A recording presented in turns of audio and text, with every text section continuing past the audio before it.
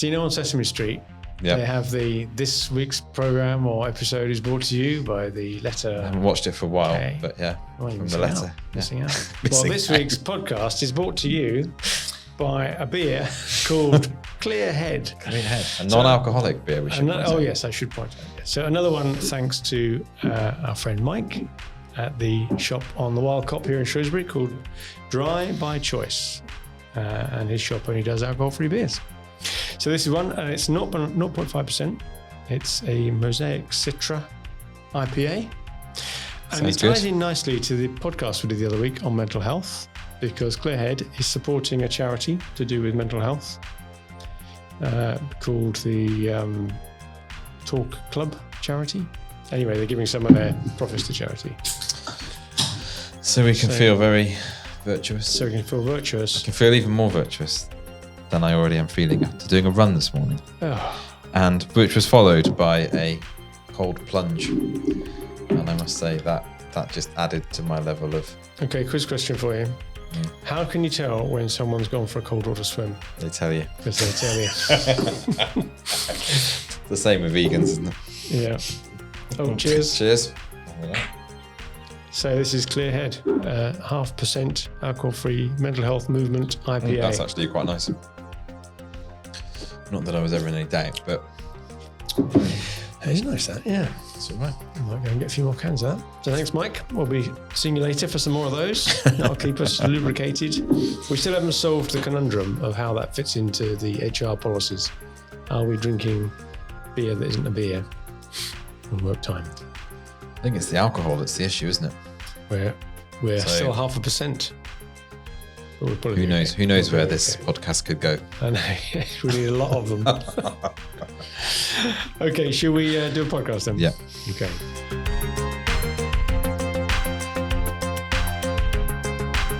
Hello and welcome to another episode of the SME Growth Podcast. I'm Dave Parry from Wellmeadow, and Richard Buckle's here as well.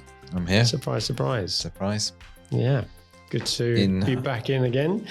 It's just the two of us. We've had a couple of guests recently, haven't we? Yeah. So we thought we'd have a bit of self-indulgent waffling to talk about. And we were talking earlier about what should we make today's podcast about. And I was listening to the tail end of the podcast we did on the UK productivity puzzle, which was a couple of weeks ago. And we talked about the fact that one of the main contributors is our own personal productivity. How good are we at just getting better and faster with the same resources? And it sort of rung true because we're still struggling everywhere we go with the recruitment problem. We can't get enough people in.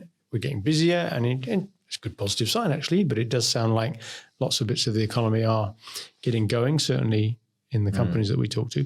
So they're trying to recruit and they're not always getting there. So there's a big benefit to be had if you can increase your personal productivity. Yeah. So we thought we'd make today's one a bit more specific rather than that general point we made about the productivity puzzle, but a few tips from Rich and Dave about productivity hacks. So we started working on this, about 3 months ago? We kept putting it off. Couldn't resist. And we wrote it on hand. Yeah. So I guess we thought we'd start with why should we bother being productive? I mean, it's a bit of a... Well, when you mentioned that, it was one of those, that's not even a question, is it? But actually, it's deeper than you think, because it's so true that some people are motivated to be more productive all the time, to continuously improve. And other people seem to be quite comfortable, don't have the same pressure. I haven't got the exact stats to hand, but it's those, how engaged are people at work? The survey that came out, I can't remember who did it, Gallup or someone, 56% of employees are unengaged at work, or whatever the number is. It's a high, there's a very, whether they're neutral or disengaged, you've got a very small percentage of people who are really engaged. And I think if you're going to be productive, then that's probably tied in some way to how engaged you are with your work and how motivated you are. And presumably that doesn't just lead to productivity and wanting to improve, but just learning generally. Yeah. I mentioned the phrase autodidactic. I love that phrase. It's just, are you teaching yourself stuff? And one of my triggers, as you know, is when people say, I've not been trained in that. Well, have you bought a book on it? Have you Googled it? Googled it. Have you tried to look it up yourself? We don't have to, as adults, we don't have to be spoon-fed stuff.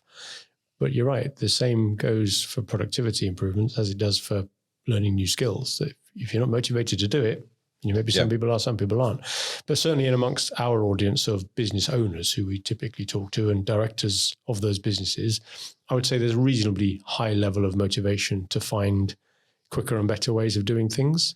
Now, whether they can cascade that to their teams is perhaps a trickier question. I think it's enabling, I guess as business owners, people are going to want to, it's maybe not even a want, it's more of a necessity, isn't it? You've just got too much to do and you need to get through more than there are hours in the day.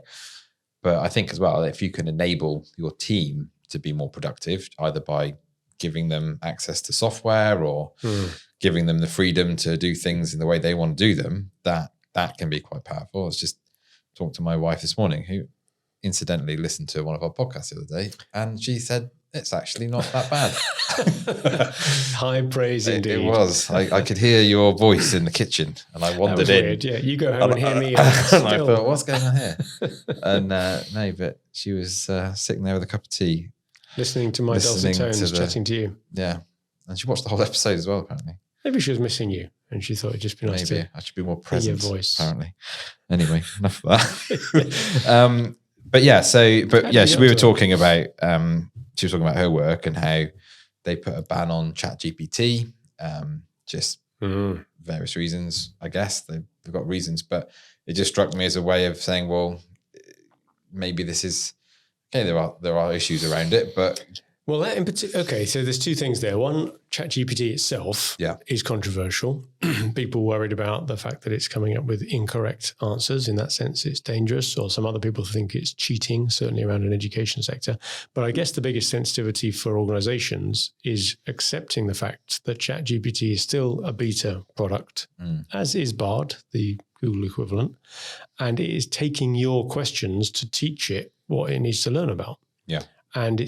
And when you ask it to refine the answer, it's taking that in as well. And you're giving away your right to privacy. So the fact that you may search for, what are the best restaurants in town, that's pretty innocuous. But if you want to say, rank the companies locally for those most likely to grow or something or whatever, you might be giving away something confidential about your work.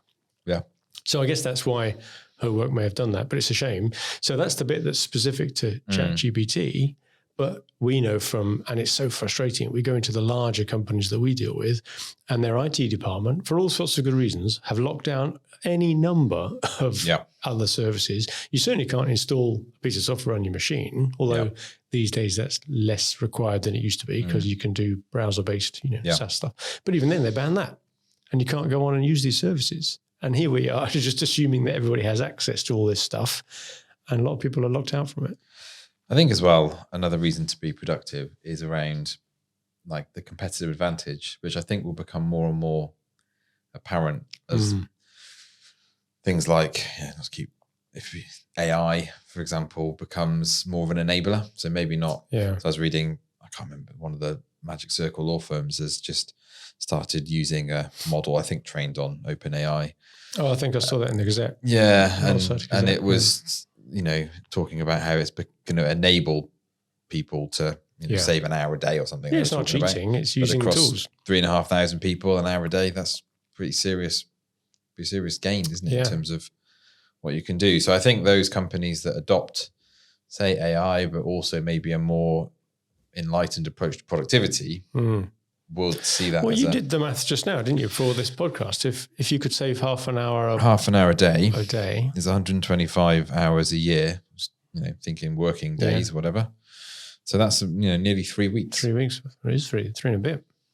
So almost, what could you do with that? If someone said, well, you can have 3 weeks. Now, okay, it's not all going to be condensed into one bit of time, and it would be quite possible to see the difference in, if I had all my productivity tools taken away from me, it would take me at least half an hour a day longer to get my work done. So they're already benefiting me, and there's more I could do, but I think we're reasonably full-on adopters of tools around us. Even having decent IT equipment, isn't it? I mean, that's probably one of the major. Yeah, we got one of our team the other day was having some problems with Excel just gumming up, even though it's a really high-spec machine. We just got to get the machine cleaned and sort it out. Yeah. It's like giving somebody a blunt chisel to do their work on the bench. You've got to give people the right tools for the job. Tools for the job. So that's why we thought today, let's rather just bemoaning the state of everybody not doing it properly. Let's give a few tips for those that are interested. And it'll be harder to give tips, but still interesting, to how to get other people to adopt this stuff. You know, if you've got team members that report to you, how do you persuade them to have a go at this? So maybe you could have some sort of, tip a day, or lunchtimes you show someone a neat way of doing something, or once a week everybody gets to share something new they found, or, you need to sort of develop a bit of a culture of sharing good ideas. Create a culture of curiosity, I believe. Yeah, well, you see, starts here, UK productivity revolution. We're the beginning of, when they trace it back, you mean, in 50 years' time, and the economists are saying, what happened? Why? 2023, it all seemed to get better. Amazing. They'll link it all back to this podcast. History in the making. First. Here we go. Yeah. Go on then, let's talk about a few practical ones. We were having a bit of a think about which are the general areas, and not surprisingly, we both started with Microsoft Excel because, I don't know, we use Excel. Loads of people use Excel. I've seen people using Excel just to work out your shift rotor or whatever. You don't have to be a numbers-based thing. It's just a scratch pad, isn't it? But lots of people do use it for numbers-based stuff. Classic interview question. How good are you at Excel? Oh, I'm pretty good. Yeah. Can you do pivot tables? Oh, I think I did them once. Yeah. That's a no then. Yeah. Okay. But it's very powerful. People think they're good at Excel. They can create a graph, add up a column of numbers, maybe do some basic functions, that sort of thing. So it's good if you've got any sort of job that has got numbers in it. I'm sure we all think we're good at Excel. However good you think you are at Excel, and that's us included, that's a tenth of what you could be if you really knew how to use Excel properly. Yeah. Because there's so much that it can do. But even with that, and the reason we both settled on Excel as a point to start our list of top tips is because we see other people using it all the time by looking over their shoulders or being on a screen share on Teams. And it's so painful. You want to scream sometimes to see somebody doing something longhand that that if you just did that, give it to me moment and grab their keyboard, you could do it a lot faster. Well, it's literally, with things like Excel, you can, probably save days. If you've got some complex data that needs to go through, and someone's going to go through a list of, I don't know, separating out addresses. You've got a big long list of data of addresses with commas in or something, and they're going to go through and separate it all into columns. Or putting capital letters at the begining of names, first name, last names, or so many little checking for errors, checking for things that match, deduplicating lists. Or if you've got a list of 1,000 data points, but it's made up of a certain number that repeat, how do you boil it down to just the unique values? Deduplicate using Excel. So there's a lot of that around. That's, I suppose, more data cleansing, isn't it? And data integrity, which is something that we're seeing a lot of at the moment in terms of linked to CRM. It's our world a lot because we do a lot of CRM-based stuff. If you haven't got the correct data, it's that classic garbage in, garbage out problem with any system.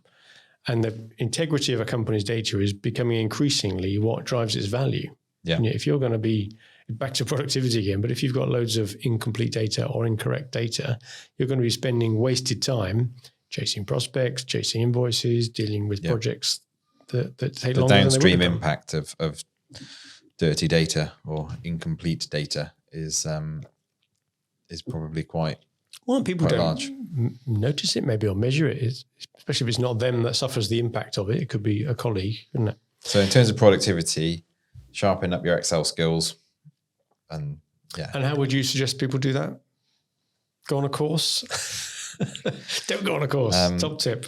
Don't go on a course. Yeah, just YouTube it. Courses are great, but you remember 10% of what you learn on a course the day after and 1% a week after. You've got to have a reason to need to learn something, haven't you? So you can't really learn this stuff in a vacuum. You've got to have an application. Your job to it. Yeah. So Google it, Stack Overflow, or you'll come up with these websites that have solved things before. Yeah. But just whenever you have a problem, just assume that there's a better way and ask Google or ChatGPT. Yeah. I'm trying to sort out a list of blah, blah, blah. How'd you do it? Somebody cleverer than me has solved this problem. Yeah, there aren't many brand new problems, are there? So a couple of tips in there. You've mentioned pivot tables. Maybe some people see that as a bit of a rarefied thing, but if it's not, and it's flipping useful to create a table of your data. Yeah. Just got to get your head around it. Lookups. A lot of people do VLOOKUPs in a very clunky way, but you can do it. Back on the data integrity thing, fuzzy logic lookups are probably quite a new concept to people, but the amount of times you run into problems where you're trying to do a lookup and it doesn't quite match because of small typos or a comma in one person's address or not in the other or whatever. So there is a free plugin for Excel which does a fuzzy lookup, and it's great. If anybody wants to know about it, contact us. I'll send you the link. I'll put it in the notes.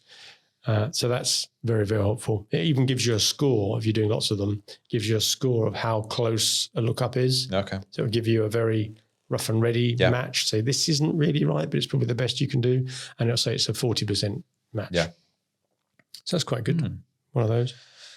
VBA, we used to do a lot of that. I mean, it's not so still much, do. I was, even if you don't get into, so VBA stands for Visual Basic for Applications. Again, it's a basic programming language. We don't tend to teach it much in schools these days because they're teaching Python, which is fine. But if you live in a Microsoft environment, you can't write Python directly, whereas you can write Visual Basic, which is VBA. Now, a lot of people maybe won't know about that and don't necessarily need to, but they will have heard of macros.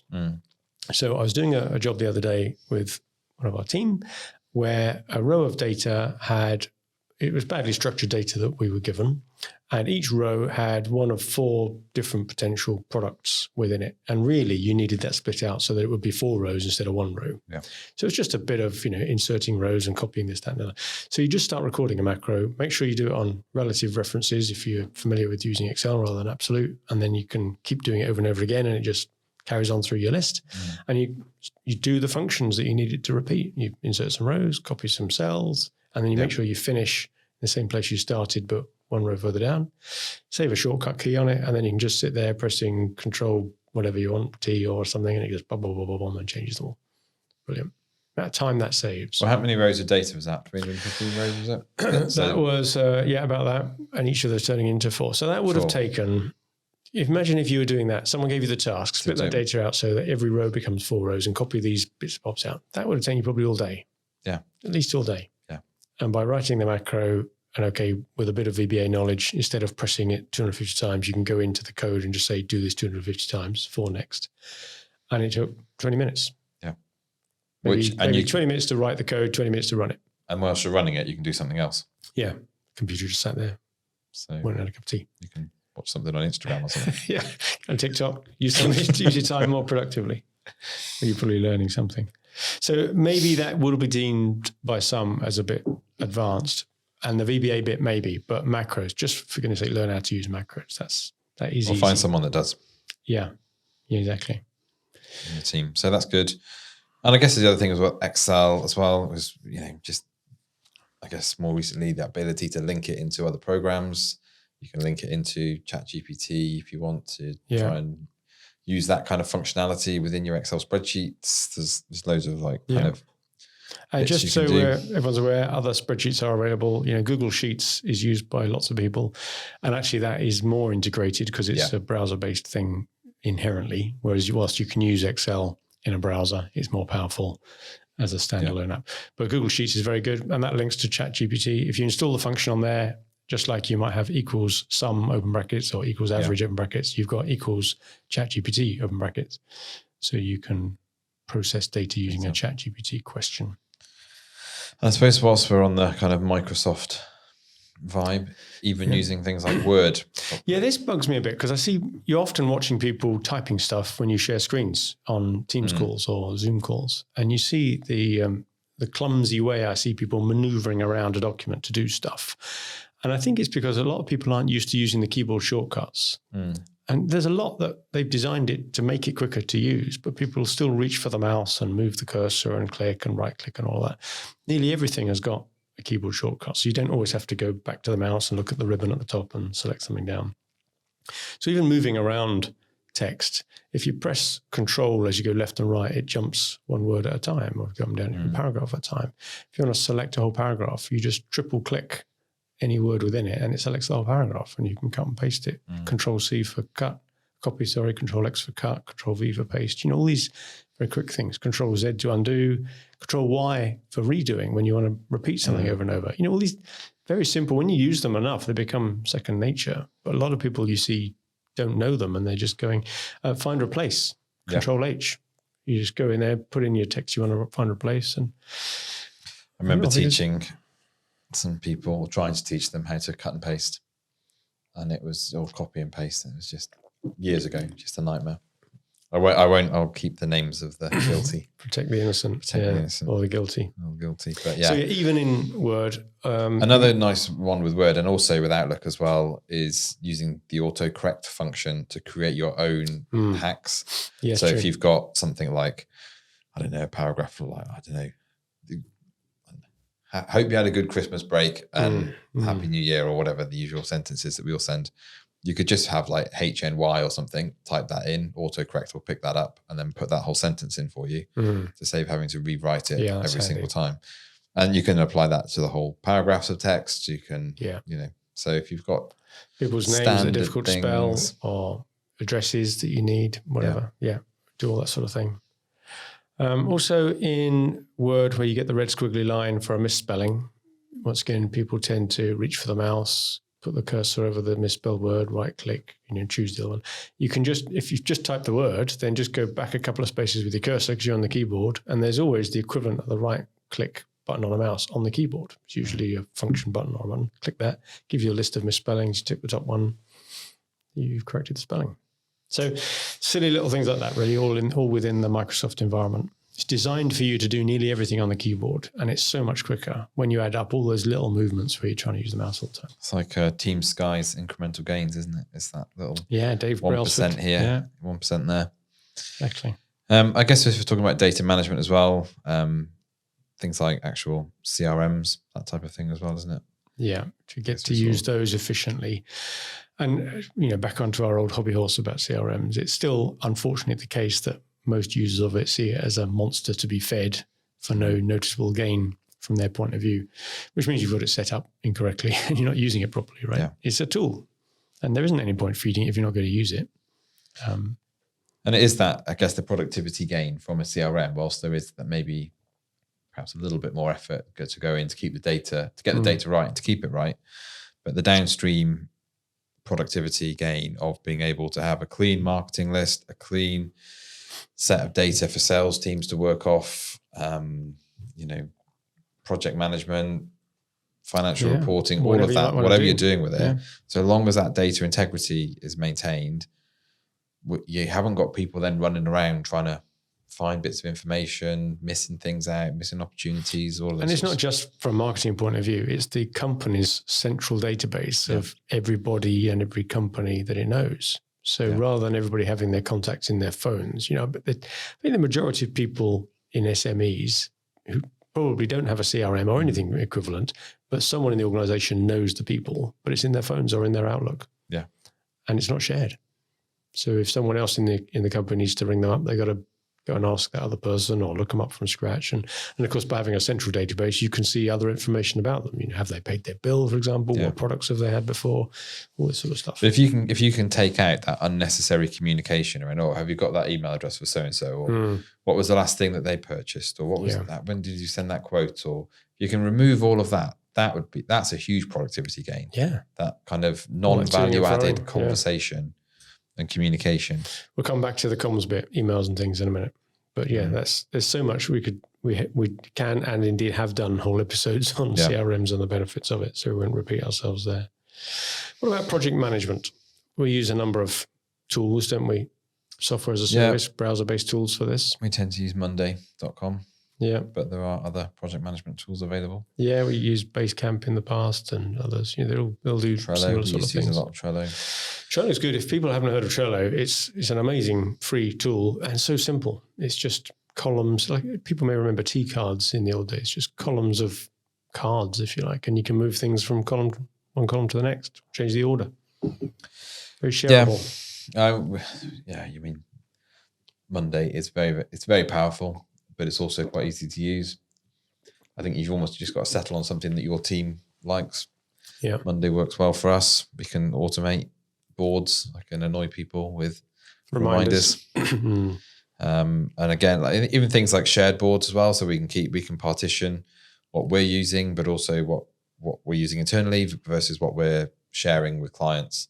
Yeah, so we can have, and that again is a productivity saver because we can be working on, we haven't got to then keep going backwards and forwards saying, where's this, where's that, where's the other. If you can self-serve information, it stops you having to interrupt that other person's thought process, doesn't it?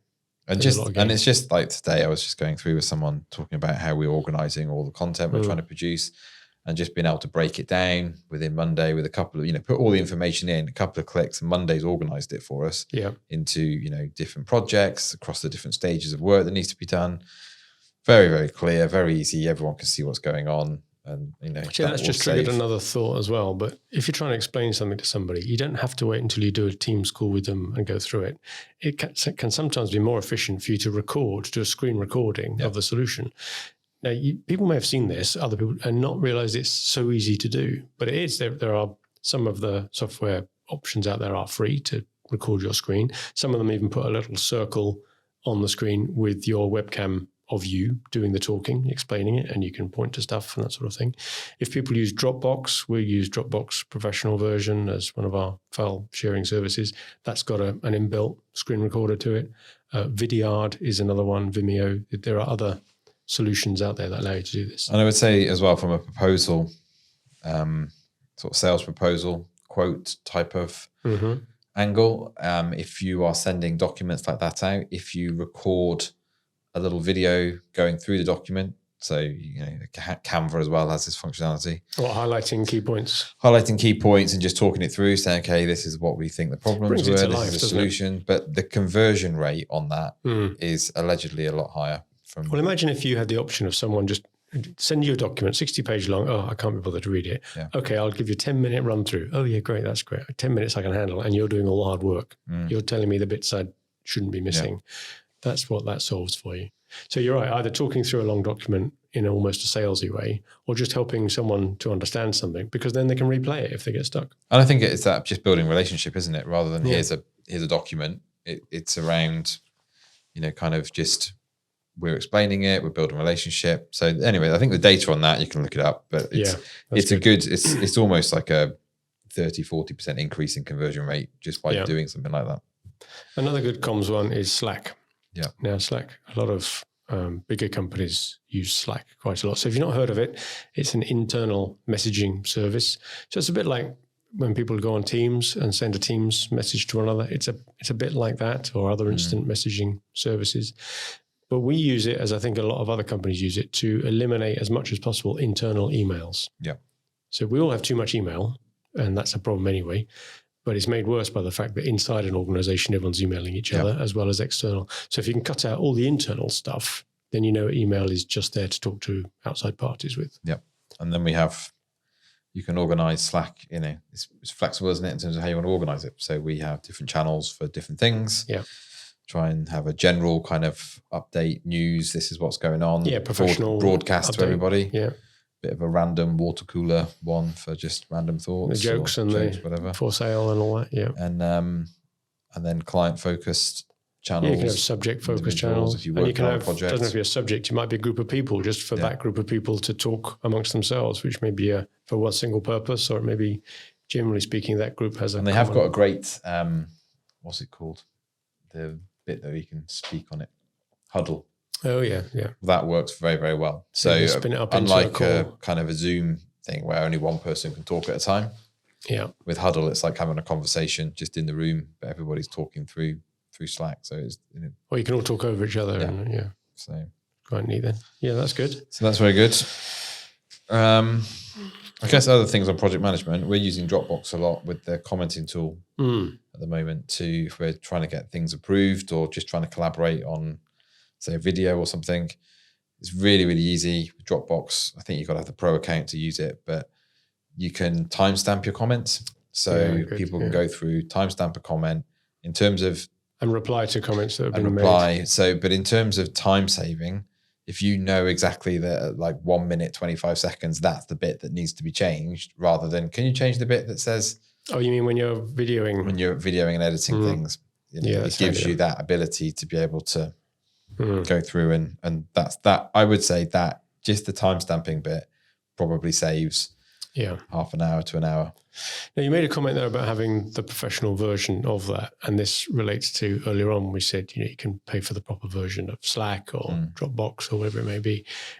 A lot of companies are shy from doing that. Everyone wants to try and get something for free. And I see this trait quite often in smaller businesses where the people making the decisions almost apply the same logic they do to their household accounts at home as they do to running the business.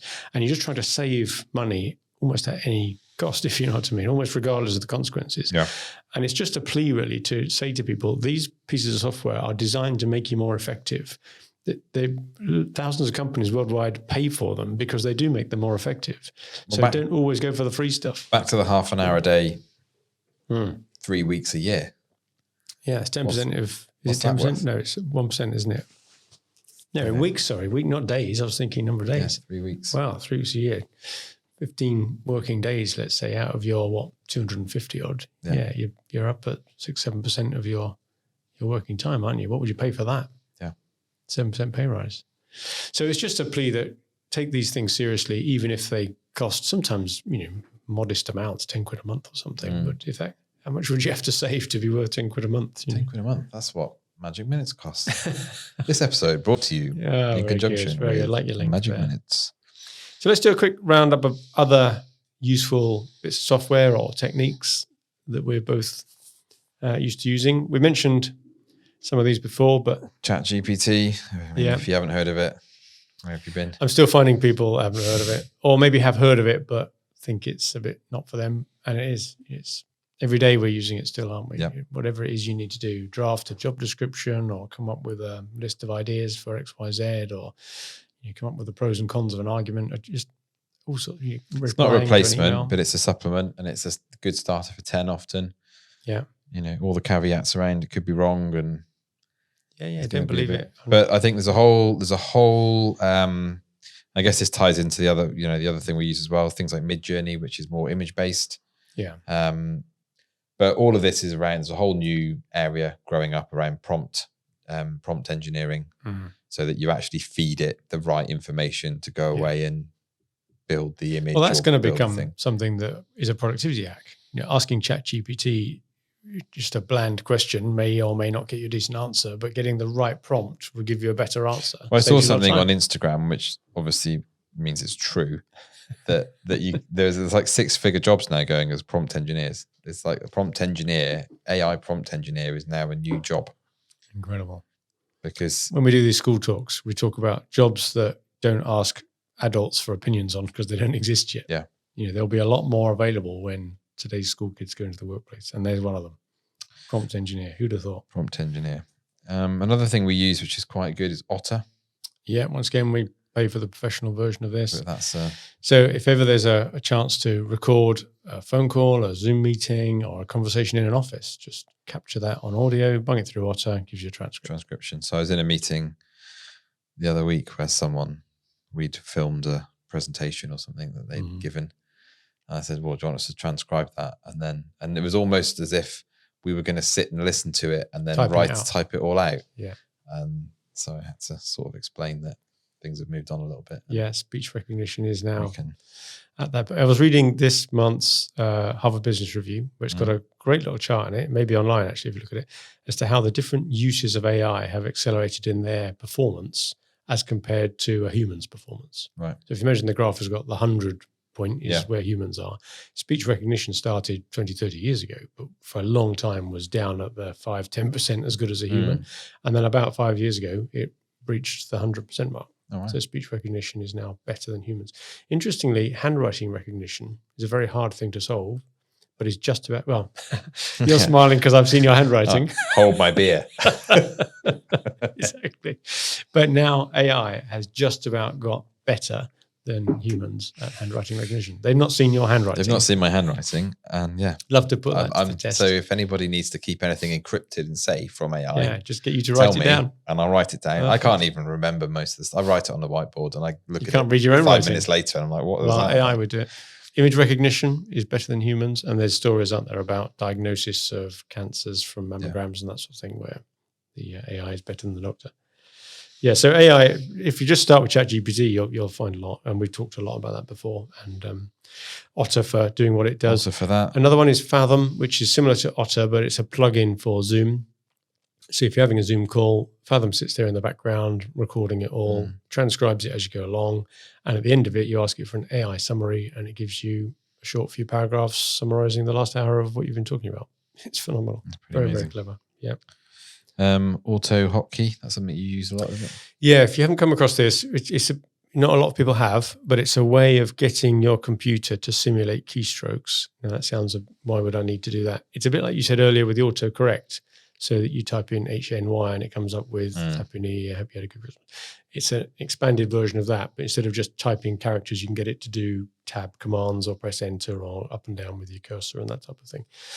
So I use that to good effect just for auto-correcting misspellings like you're doing with your autocorrect, but it applies then in any place that you're doing it. It doesn't have to be in a Microsoft product, which is where autocorrect works. It could be on a browser or whatever. And because we take our Magic Minutes notes, meeting notes in a browser rather than in a Microsoft product, that's where it becomes particularly useful.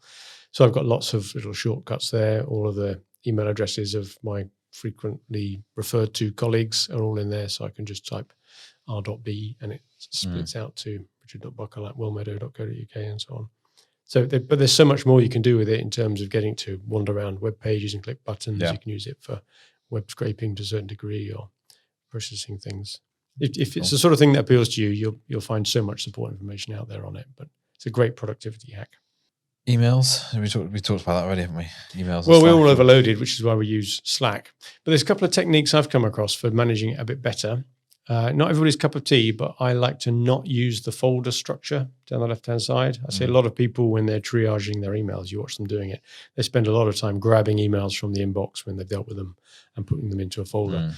Imagine how many times you're doing that throughout the year. That's a lot of time. I just leave everything in the inbox, which is actually Google's advice of how to deal with emails when you use Google Mail. Yeah.